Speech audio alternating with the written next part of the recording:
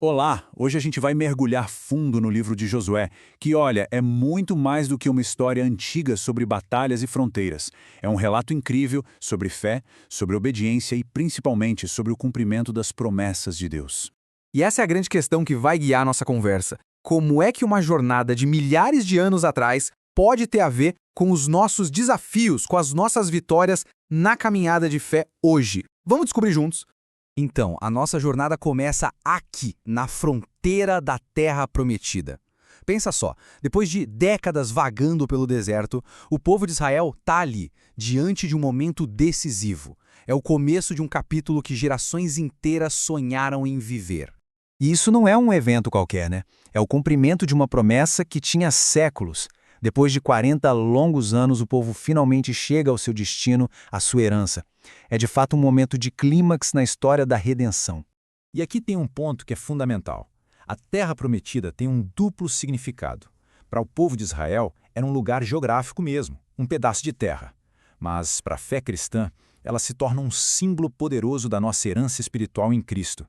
Aquele lugar de descanso e vitória que a gente alcança pela fé. E essa transição já começa com um milagre espetacular. Da mesma forma que Deus abriu o Mar Vermelho para a geração anterior, ele agora abre o Rio Jordão. É um sinal assim claríssimo. O poder e a presença de Deus continuam com o seu povo. Não havia dúvida. Só que atravessar o rio foi apenas o primeiro passo. Agora é que começam as verdadeiras batalhas de fé. Porque veja bem, entrar na Terra Prometida é uma coisa. Conquistá-la, isso é um desafio completamente diferente. Um desafio que não existe força bruta, mas obediência e uma dependência total de Deus.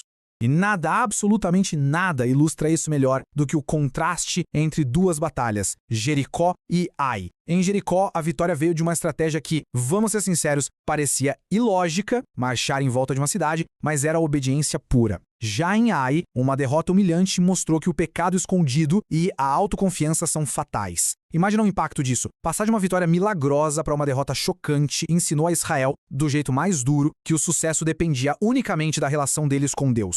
E isso nos leva a uma reflexão muito importante.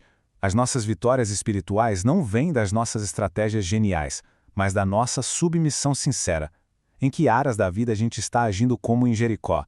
E em quais a gente talvez esteja caindo como em Ai? E quem é que estava ali no centro, guiando o povo por essas vitórias e derrotas? A figura central de Josué. A liderança dele não é só um exemplo de fidelidade, mas também aponta para um líder ainda maior que viria no futuro.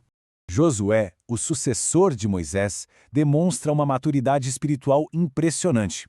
Ele não se apoia na própria força, sabe? Ele busca o tempo todo a orientação de Deus. A coragem dele nasce da fé, não da arrogância.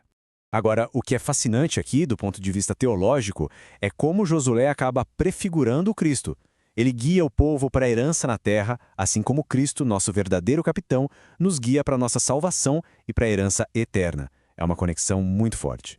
Mas a força de Josué e do povo não vinha deles mesmos. Estava firmada em algo muito mais sólido, as promessas de Deus. E essa fidelidade divina que se torna a verdadeira âncora no meio de todas as batalhas e incertezas. No final da sua vida, Josué reúne o povo e faz um balanço de tudo o que eles viveram. E ele chega a um número impressionante. Esse número aqui, 0. Exatamente, 0. Josué declara que nenhuma sequer das boas promessas que o Senhor fez a Israel falhou. Todas se cumpriram. Isso é uma afirmação de uma confiabilidade absoluta. Em tempos de tanta instabilidade, essa certeza é um verdadeiro alento. E isso nos convida a pensar onde é que a nossa fé anda meio vacilante, onde precisamos nos firmar com mais força na verdade de que Deus cumpre o que Ele promete, seja no juízo ou na salvação. Isso nos leva ao clímax do livro. Depois de conquistar e distribuir a terra, Josué convoca o povo para uma renovação da aliança. É um chamado para um compromisso total. E aqui nós temos uma das declarações mais poderosas e conhecidas da Bíblia. Josué não impõe, ele escolhe, e ele convida o povo a fazer o mesmo. Essa é a essência do compromisso pessoal e familiar com Deus. E o que isso mostra de forma brilhante é que servir a Deus não é um ato único, isolado. É um processo contínuo. Exige uma escolha clara, abandonar os ídolos e as influências que nos desviam e renovar esse compromisso todo dia. Um compromisso que tem que ir muito além das palavras. Então, para a gente resumir, o livro de Josué nos mostra que a herança espiritual não é alcançada sem perseverança e nem é preservada sem vigilância. A vida de fé é uma caminhada, com travessias, com batalhas e, no final, com vitórias que são garantidas pela graça de Deus. E a gente termina com essa pergunta, que ecoa diretamente da mensagem de Josué. Ela nos desafia a avaliar nossa postura. Estamos engajados de verdade na jornada da fé, lutando as batalhas que precisam ser lutadas? Ou será que a gente se acomodou, esquecendo que nosso verdadeiro lar não é aqui? Uma reflexão profunda para fechar nossa análise.